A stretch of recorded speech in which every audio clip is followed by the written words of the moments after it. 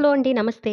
బాత్రూమ్‌లో బకెట్లు, అలాగే వాష్ ఏరియాలో బకెట్లు ఈ విధంగా సబ్బు మరకలు, అలాగే ఉప్పు నీటి మరకల వల్ల ఇలా తెల్లగా ఉంటాయండి. అడుగున చూసారా కొంచెం గార కూడా పట్టింది.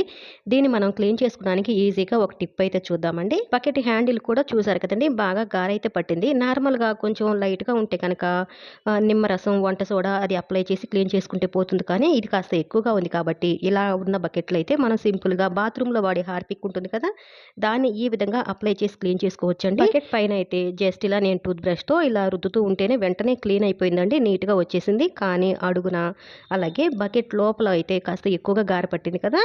అదైతే వెంటనే పోలేదనమాట. దానికోసం నేను ఇలా అప్లై చేసి ఒక అరగంట, గంట పాటు అలా వదిలేసానండి. అలా వదిలేసి ఆ తర్వాత క్లీన్ చేసుకున్నాను.